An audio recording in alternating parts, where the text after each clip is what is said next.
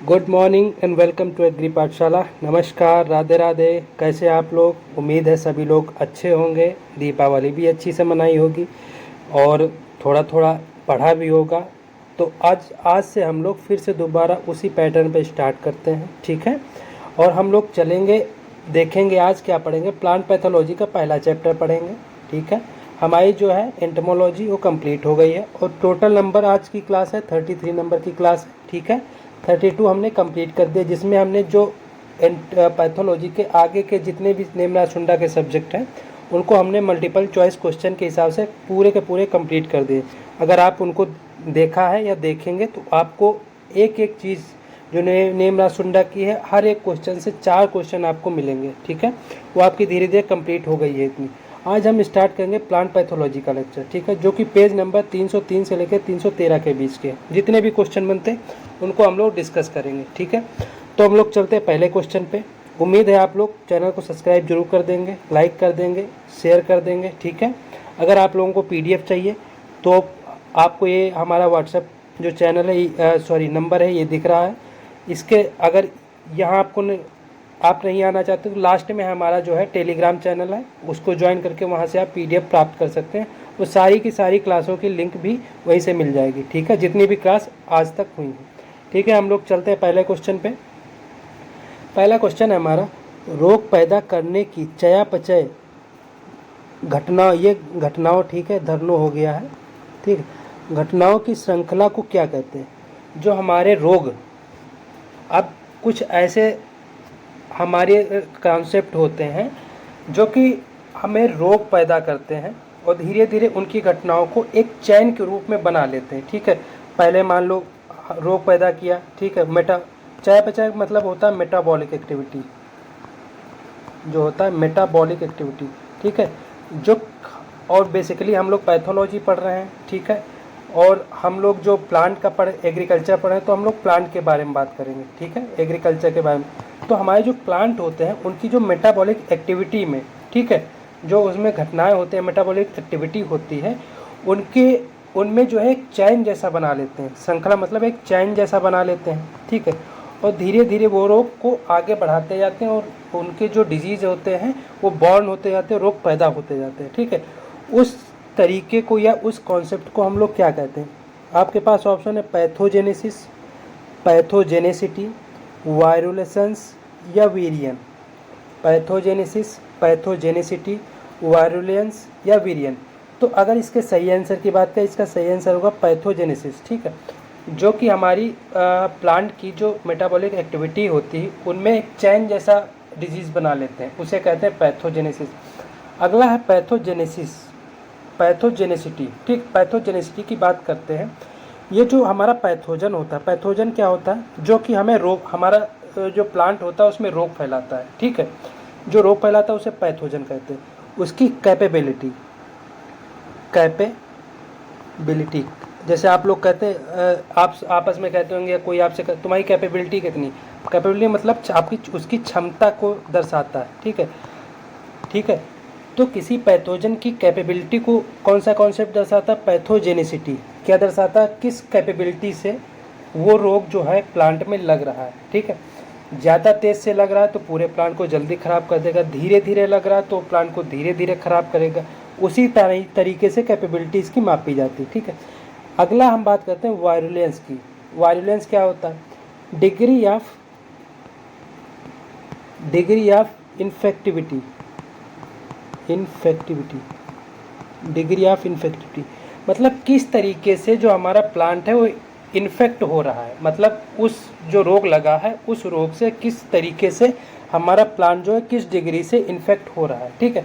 अगला हम बात करते हैं वायरियन की। वायरियन क्या होता है? वायरियन होता है एक न्यूक्लिक एसिड, ठीक। जो कि वायरियन जो होता है, जो कि हमारा न्यूक्लिक एसिड जिसमें आपका या तो DNA हो सकता है, सभी को हटा देते हैं, समझाते हैं।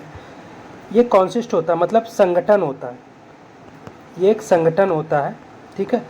जो कि हमारे न्यूक्लिक एसिड कौन से होते हैं? DNA, या तो DNA या RNA में से कोई एक का बना होता है, ठीक है। और इसके साथ प्लस क्या ऐड होता है?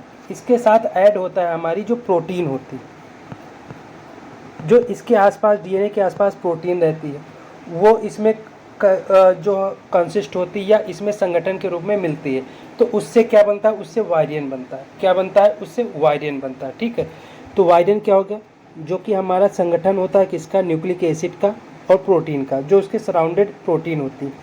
वायरुलेंस क्या होता है, डिग्री ऑफ इन्फेक्टिविटी। ठीक है, मतलब इन्फेक्शन की डिग्री क्या है। पैथोजेनेसिटी मतलब जो कैपेबिलिटी, क्षमता होती पैथोजन की, उसको पैथोजेनेसिटी कहते हैं। पैथोजेनेसिस क्या होता है, जो रोग पैदा करने की जो एक चेन बन जाती है, ठीक है, मेटाबॉलिक एक्टिविटी में, उसे कहते हैं पैथोजेनेसिस। तो इसका सही आंसर क्या होगा, पैथोजेनेसिस इसका सही आंसर होगा। नेक्स्ट हम लोग बात करते हैं जो हमारा होस्ट होता है, होस्ट के अंदर रोग का फैलना क्या कहलाता है। पहली बात समझते हैं होस्ट क्या होता है। जैसे मान लेते हैं हमारा प्लांट है, ठीक है, इस पे रोग आया, हमारा प्लांट तो ज़्यादा मोटा बन गया। अच्छा, मान लिया ये प्लांट है, ठीक है, इस पे रोग आया, ये प्लांट है, इस पे रोग आया, ठीक है। तो रोग अपनी जब लाइफ साइकिल जिस जगह पर पूरा करता है, जहाँ से वो न्यूट्रिशन लेता है, ठीक है, और उस न्यूट्रिशन के कारण वो वहाँ अपनी पूरी लाइफ सिक्योर करता है, पूरी लाइफ को वहीं पे स्टार्ट से लेके एंड तक वहीं बिताता है, उसे कहते हैं, उस जगह को या उस चीज़ को हम होस्ट कहते हैं।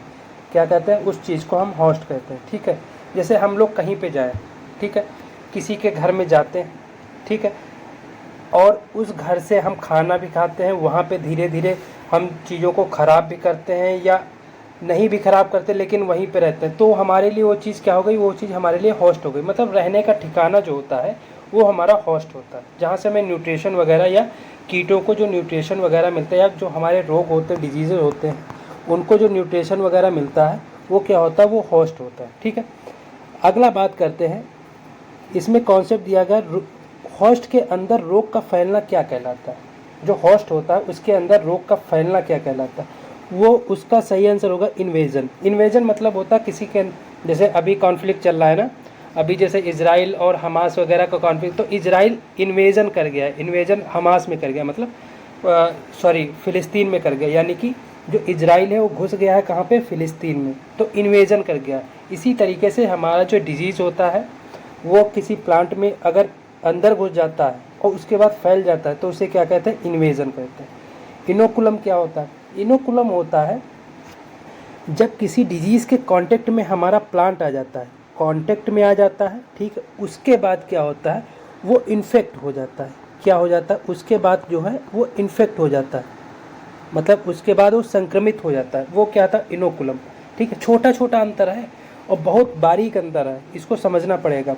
अगला है इन्फेक्शन। इन्फेक्शन क्या होता है, इन्फेक्शन होता है पेनिट्रेशन होता है, पेनिट्रेशन मतलब अंदर घुस जाता है। ठीक है, जब होस्ट के अंदर, मतलब रोग हमारा पौधे के अंदर जब पहुंच जाता है, उसके बाद वो कहाँ अपनी जो इस्टेब्लिशमेंट है, जो जहाँ पे वो रहता है वहाँ पे अपने सराउंड जो है अपना जैसा वातावरण बना लेता है। ठीक है, उसे क्या कहते हैं, उसे हम कहते हैं इन्फेक्शन।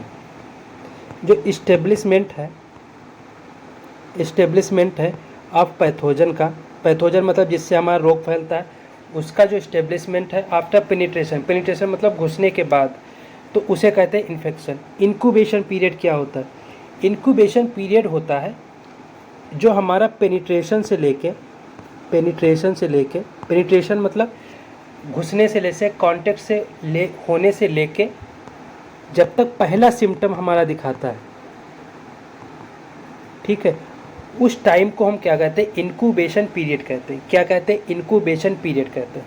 अब फिर से एक बार देख लेते हैं, इन्वेजन क्या हो गया, मतलब अंदर हमारा रोग जो है प्लांट के अंदर घुस गया। इनोकुलम क्या हो गया, अंदर रोग घुस के क्या कर रहा है, इन्फेक्ट कर रहा है, कांटेक्ट में आके क्या कर रहा है, उसे इन्फेक्ट संक्रमित कर दिया है, तो वो क्या हो गया, वो इनोकुलम हो गया। इन्फेक्शन क्या हुआ, अंदर जाके इस्टेब्लिशमेंट कर लिया हमारा पैथोजन, वो इन्फेक्शन हो गया। इंक्यूबेशन पीरियड जब तक पहला सिम्टम दिखा देता, फर्स्ट सिम्टम जब पहला लक्षण दिखा देता है रोग, उसे कहते हैं जहाँ से जब से घुसा था, ठीक है, और जब से पहला लक्षण दिखाया उसके बीच का जो पीरियड होता है उसे इंक्यूबेशन पीरियड कहते हैं। उम्मीद है आपको समझ में आई होगी।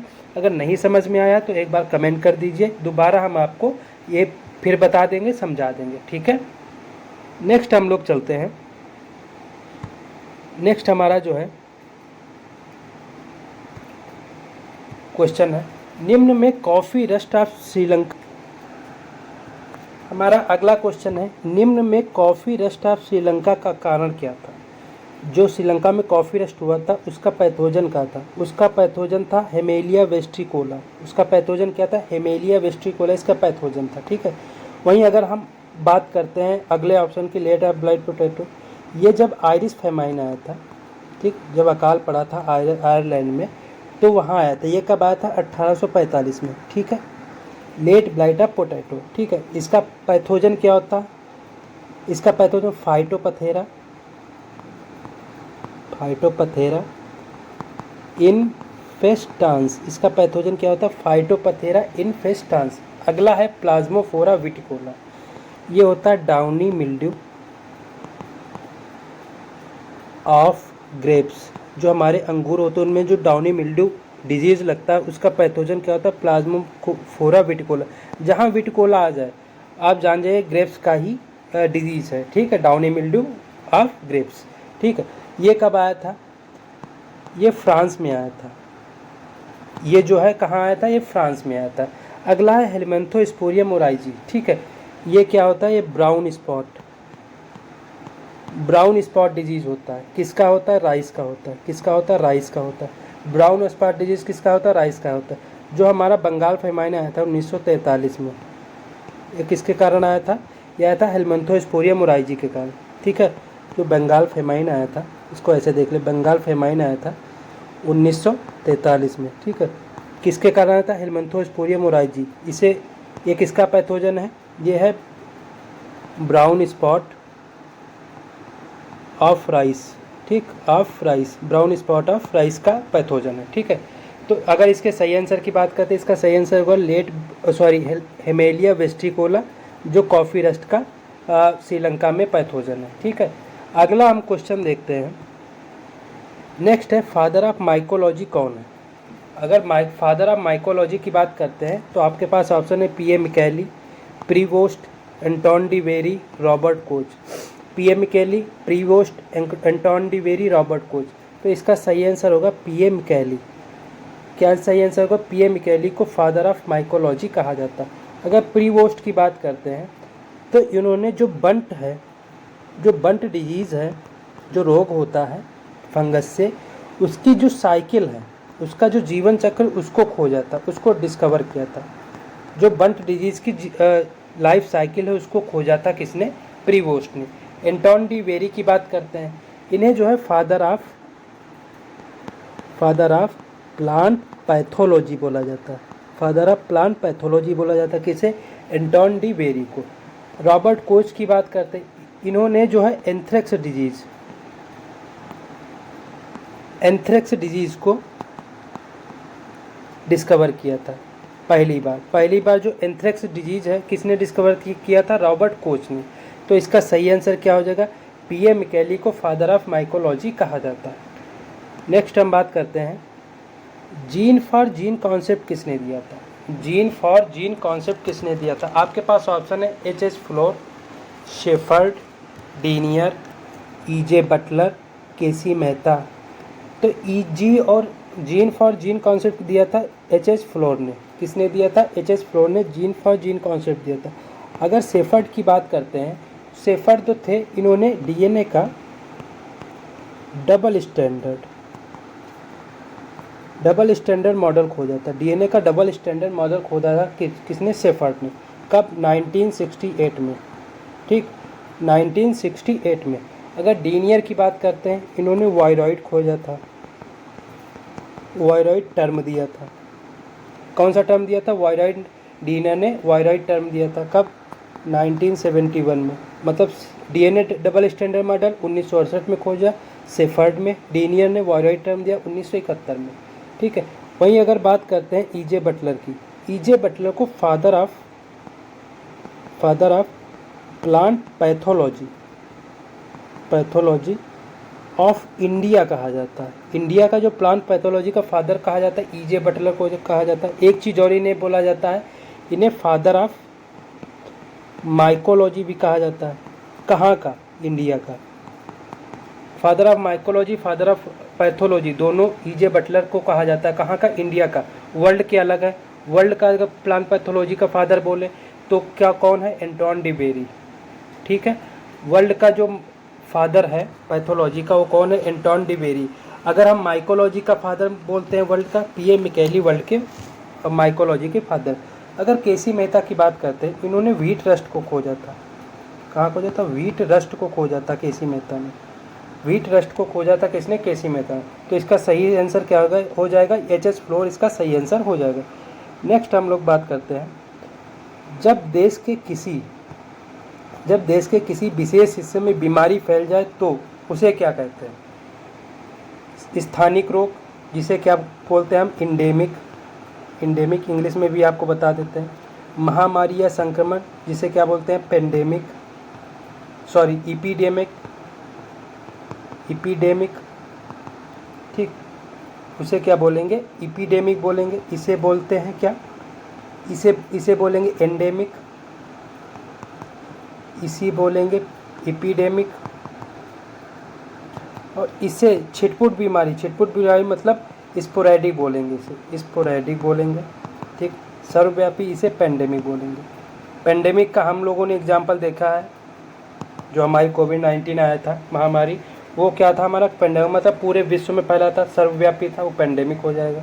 छिटपुट बीमारी क्या होता है, छिटपुट बीमारी जो होता है हमारा, मतलब जो हमारा देश है या जो हमारा विश्व है वो कुछ ही जगह पे होता है, जहाँ तहाँ होता है, और ये सीजनल होते हैं, ठीक है। जो जब सीजन इनका आता है तभी ये आते हैं, इसीलिए इन्हें छिटपुट बीमारी कहा जाता है। महामारी या संक्रमण रोग क्या होता है, ये एपिडेमिक होते हैं। एपिडेमिक क्या होता है, ये एक छोटे से, जैसे स्थानिक होता है, स्थानिक इसका सही आंसर हो जाएगा, एक देश के छोटे से हिस्से में होते हैं। एपिडेमिक क्या होता है, ये एक महामारी के रूप में इससे बड़े, ये जितने क्षेत्र में होता है इससे थोड़ा ज़्यादा बड़े क्षेत्र में फैल जाते हैं, ठीक है, एक विशेष जगह फैल जाते हैं, इसीलिए इसे एपिडेमिक कहा जाता है। इंडेमिक क्या होता है, इंडेमिक मतलब एक छोटे से मतलब भाग में किसी देश के फैल जाते हैं। अगर एपिडेमिक की बात करें तो ये पूरे, मान लो पूरे देश में फैल जाएंगे, ये इससे बड़े क्षेत्र में हो जाएंगे, ठीक है। पेंडेमिक मतलब पूरे विश्व में फैली बीमारी, उससे पेंडेमिक कहेंगे, जैसे हम लोगों ने कोविड-19 को देखा था, ठीक है। तो इसका सही आंसर हो जाएगा स्थानिक रोग या इंडेमिक। नेक्स्ट हम बात करते हैं, निम्न पैथोजन पत्ते की निचली सतह पर वृद्धि करते हैं। कुछ पैथोजन हैं, उनके बारे में हम लोग देखेंगे, उनकी क्वालिटी देखेंगे। तो आपके पास क्वेश्चन क्या है, जो पत्ती की निचली सतह पर, जो लोअर लीफ होती है, लोअर सरफेस होती है लोअर लीफ की, उस पर ग्रो करते हैं, वो कौन कौन से होते हैं, powdery mildew, downy mildew, powdery mildew, anthracnose, rust. तो अगर इसके सही आंसर की बात करें तो इसका सही आंसर होगा डाउनी मिल्ड्यू। डाउनी मिल्ड्यू जो है पत्ती की निचली सतह पर ग्रो करता है। अगर पाउडरी मिल्ड्यू तो ये लीव्स की अपर सरफेस पे, मतलब ऊपरी सतह पे, लीफ की अपर सरफेस पे ग्रो करता है। अगर एंथ्रेक्नोज की बात करें तो ये जो हमारा स्टेम होता है, या हमारा जो पॉड होता है, उस पर हम लोग देखते हैं कुछ लक्षण हमें अल्सर जैसे दिखाई, मतलब छोटे छोटे ऐसा लगता है कि फूले हुए फफोड़े निकले हुए हैं। तो जो अल्सर जैसे हमें लक्षण दिखाई देते हैं वो किसके होते हैं, वो एंथ्रेक्नोज के होते हैं, ठीक है। वहीं अगर रस्ट की बात करते हैं तो रस्ट जो है दो टाइप का पाया जाता है। एक होता है आर्टोसियस, इसको हम देख लेते हैं। रस्ट जो होता है, एक होता है आर्टोसियस, एक होता है हेट्रोसियस। आर्टोसियस जो रस्ट होता है अपनी पूरी की पूरी लाइफ साइकिल जो है एक ही सेम होस्ट पे बिता देता है, ठीक है। Full cycle in same host, मतलब एक ही होस्ट पे जिस पे वो जीवन अपना बिताता है वो एक ही प्लांट पे बिता देता है, उसे कहते हैं आर्टोसियस। अगर हेट्रोसियस की बात करें तो ये अपनी लाइफ साइकिल एक ही होस्ट पे ना बिता के, अगर वहाँ पे थोड़े दिन वहाँ पे रहता है, दूसरी अगर उसके बाद ये दूसरे प्लांट पे चला जाता है, उसके बाद ये तीसरे प्लांट पे, ये बहुत सारे होस्ट को बदलता रहता है, प्लांट को बदलता रहता है, तो इसीलिए इसे हेट्रोसियस बोला जाता है, ठीक है। और वो जो है एक ही होस्ट पे अपनी पूरी लाइफ साइकिल जो है बिता देता है, इसीलिए रस्ट दो टाइप के होते हैं, आर्टोसियस, हेट्रोसियस, ठीक है। डाउनी मिल्ड्यू मतलब, डाउनी से आप समझ जाइए, डाउन मतलब निचला भाग, पाउडरी मतलब, अब डाउनी निचला भाग है, पाउडरी मतलब अपर भाग होगा, ठीक है। एंथ्रेक्नोन मतलब अल्सर के टाइप के लक्षण हो जाएंगे। रस्ट 2 टाइप के, तो आटोसियस, हेस्टोसियस। आटोसियस जो सेम होस्ट पे अपनी पूरी लाइफ साइकिल बिता देते हैं, हेट्रोसियस जो अपनी लाइफ साइकिल को अलग अलग होस्ट पे बिताते हैं। ठीक है, नेक्स्ट हम लोग बात करते हैं फिलॉइडी का लक्षण क्या होता है। एक इसमें सिम्टम हो जाता है फिलॉइडी, उसका लक्षण क्या होता है। ठीक है, ये तिल में होता है, सिसेमम में होता है, तिल में होता है ये रोग। अगर आपके पास ऑप्शन की बात करें, पुष्प भाग का हरी पत्ती में बदल जाना, जो इसके फ्लावर पार्ट होते हैं वो ग्रीन लीफ में बदल जाते हैं, पत्ते का पीला, येलोइंग ऑफ लीव्स, जो इसके टिश्यू होते हैं और सेल होती उनका डेड हो जाना, ज़मीन के पास तने का सड़ना, मतलब जो पास में होता है, सोयल के पास में जो स्टेम होता है वो जो है सड़ने लगता है, उसके लक्षण होते हैं। तो इसका सही आंसर होगा पुष्प का भाग जो है हरी पत्ती में बदल जाता है। जो इसका फ्लावर पार्ट होते हैं वो धीरे धीरे ग्रीन लीफ में बदल जाते हैं। ये किसके लक्षण होते हैं? फिलॉइडी के होते हैं। ठीक है, पत्ते का पीला होना किसका लक्षण होता है? ये क्लोरोसिस का होता है, क्लोरोसिस का होता है। ठीक है, जब हमारे प्लांट के टिश्यू और सेल्स मरने लगते हैं तो वो क्या होता है? वो नेक्रोसिस का होता है। अगर नेक्रोसिस हो जाता है तो हमारे प्लांट का जो टिश्यू होता है या कोशिका होती है वो धीरे धीरे मरने लगती। अगर हमारे प्लांट के पत्ते पीले पड़ जाते हैं उसका मतलब क्लोरोसिस हो जाता है। अगर हमारे प्लांट में, ठीक है, ज़्यादा स्पेशली जो हमारा तिल का प्लांट होता है उसमें जो फ्लावर पार्टिकल होता है, ठीक है, फ्लावर पार्ट होता है, वो धीरे धीरे ग्रीन लीफ में बदल जाता है, यानी कि उसमें फिलॉइडी रोग हो जाता है। ज़मीन के पास जब हमारा तना सड़ने लगता है तो उसमें डैम्पिंग ऑफ हो जाता है, डैम्पिंग ऑफ हो जाता है, जिससे कि हमारा जो प्लांट है गिर जाता है और उसके बाद सड़ के वो ख़त्म हो जाता है। ठीक है, तो इसका सही आंसर होगा पुष्प भाग का हरी पत्ती में बदलना, फिलॉइडी कहलाता है। नेक्स्ट हम बात करते हैं छाल का मर जाना। किसी किसी पेड़ में हम लोग देखते हैं कि उसकी जो बार्क होती, छाल को इंग्लिश में क्या कहते हैं? बार्क धीरे धीरे डेड हो जाती। ठीक है, वो किसका लक्षण होता है? वो होता है हमारा कैंकर का। जब हम लोग एक रोग पाते हैं ना, सिट्रस कैंकर, ज़्यादातर सिट्रस में होता है। सिट्रस कैंकर जो होता है, इसमें जो सिट्रस का प्लांट होता है इसकी धीरे धीरे छाल जो है वो धीरे धीरे डेड होने लगती है, इसीलिए इसको क्या बोला जाता है? सिट्रस कैंकर बोला जाता है।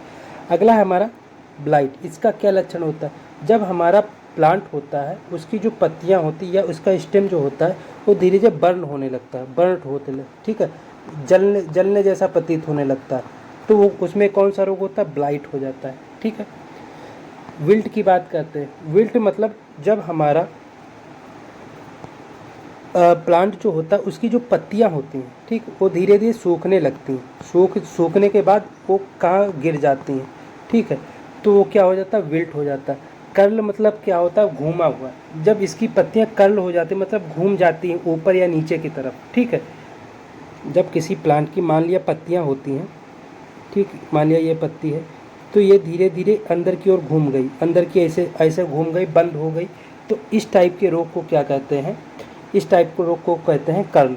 क्या कहते हैं? इसका लक्षण कर्ल क्या क्या होता है? इसमें पत्तियां ऊपर की ओर मुड़ जाती हैं, उसे कहते हैं कर्ल।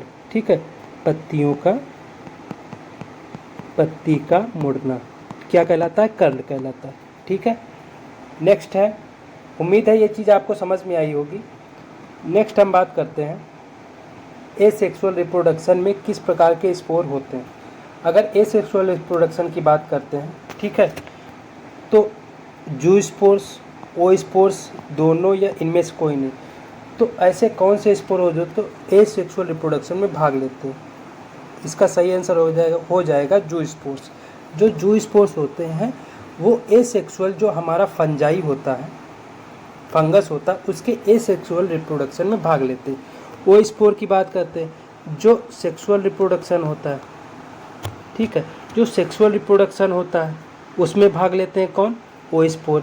ओ स्पोर के साथ साथ इसमें एक जाइगो स्पोर भी भाग लेते हैं, जाइगो स्पोर भी भाग लेते हैं। क्या भाग लेते हैं? जाइगो स्पोर भी भाग लेते हैं। और इनकी क्वालिटी होती है सेक्सुअल रिप्रोडक्शन की कि ये जो है लाइफ में, फंगस की लाइफ में एक ही बार होता है। क्या होता है? वंस इन ए लाइफ, मतलब लाइफ में एक ही बार होता है फंगस के सेक्सुअल रिप्रोडक्शन। ठीक है, तो जो जू स्पोर होते हैं वो एसेक्सुअल रिप्रोडक्शन में स्पोर होते हैं, जो ओ स्पोर होते हैं वो सेक्सुअल रिप्रोडक्शन के स्पोर होते हैं। ठीक है, नेक्स्ट हम लोग बात करते हैं बॉर्डेक्स मिक्सचर किसने डिस्कवर किया? आपके पास ऑप्शन है पीएमए मिलार्डेट, मैनसन, पीएमए मिलार्डेट, मैनसन, वीबी सिंह, प्रीवोस्ट। पीएमए मिलार्डेट, मैनसन, वीबी सिंह, प्रीवोस्ट। अगर बॉर्डेक्स मिक्सचर की बात करें तो पीएमए मिलार्डेट ने इसकी खोज की थी। किसने खोज की थी? पीएमए मिलार्डेट ने। कब की थी? 1885 में। कब की थी? 1885 में। अगर मेंशन की बात करते हैं, मेंशन ने बरगंडी मिक्सचर खोदा था। बरगंडी जो मिक्सचर है उसकी खोज की थी। ठीक है। वीबी सिंह की बात करते हैं, चौबटिया पेस्ट की खोज की थी। चौबटिया पेस्ट जो है उसकी खोज की थी। ठीक है। इसके फार्मूला भी हम अभी आपको बताएंगे। प्रीवोस्ट की बात करते हैं, इन्होंने कॉपर सल्फेट की जो है कॉपर CuSO4 को यूज़ किया था। ठीक है। किसके अगेंस्ट यूज़ किया था? जो बंट होता है, जो हमारा बंट डिजीज होता है, ठीक है, किस में? ऑन व्हीट में। उसके अगेंस्ट किसको यूज़ किया था? CuSO4 पहली बार यूज़ किया था। ठीक है। अगला हम बात करते हैं, थोड़ा हम लोग जान लेते हैं कि बॉर्डेक्स मिक्सचर क्या होता है। अगर हम बॉर्डेक्स की बात करते हैं, किसने खोजा था? मिलार्डेट ने खोजा था। बॉर्डेक्स की बात करते हैं, इसका कॉम्बिनेशन क्या होता है? इसमें हम कॉपर सल्फेट मिलाते हैं, CuSO4 मिलाते हैं, प्लस लाइम मिलाते हैं, मतलब चूना मिलाते हैं। ठीक, चूना मिलाते हैं, प्लस इसमें वाटर मिलाते हैं। क्या मिलाते हैं? वाटर मिलाते हैं। तो इन तीनों को मिलाकर हमारा क्या बनता है? बॉर्डेक्स मिक्सचर बनता है। कितना रेशियो? 5:5:50 के अनुपात में। मतलब 5 भाग CuSO4 होगा, 5 भाग चूना होगा, 50 भाग क्या होगा? पानी होगा। इतने से हम क्या बनाते हैं? बॉर्डेक्स मिक्सचर बनाते हैं।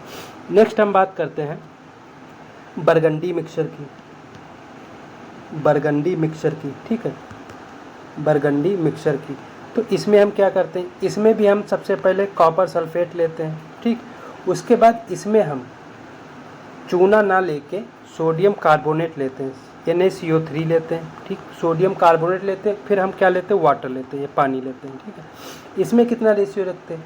इसमें 5:6:50। मतलब इसमें जो है सोडियम कार्बोनेट लेने की वजह से एक अनुपात जो है इसका बढ़ गया है। ठीक है।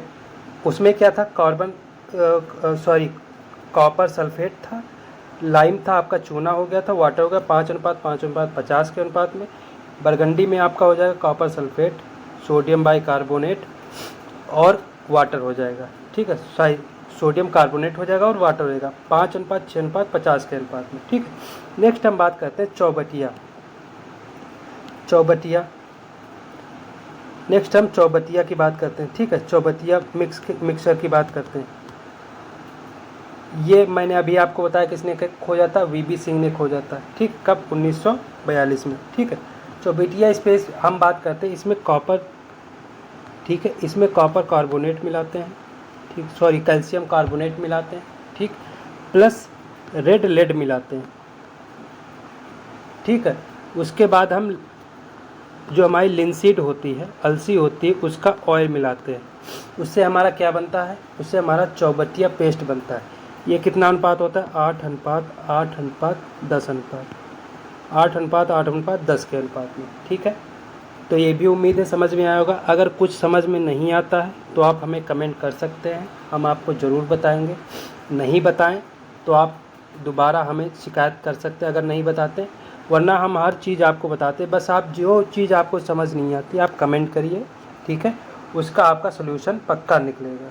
ठीक है। तो उम्मीद है ये क्लास आपको समझ में आई होगी। तो मिलते हैं अगली क्लास में, तब तक के लिए धन्यवाद। और आप लोग दिवाली से आए हैं तो आप लोग पढ़ते रहिए। आपका AFO का एग्ज़ाम भी बहुत करीब में है। ठीक है, AFO का प्री जो है करीब में है। आपका जो NSC का एग्ज़ाम निकला वो भी करीब में है। ठीक है। तो इसको आप पढ़ते रहिए।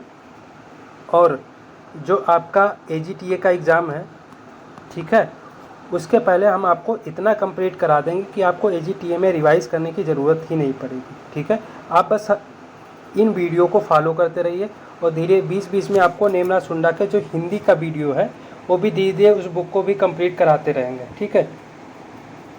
तो मिलते हैं अगली वीडियो में, तब तक के लिए धन्यवाद।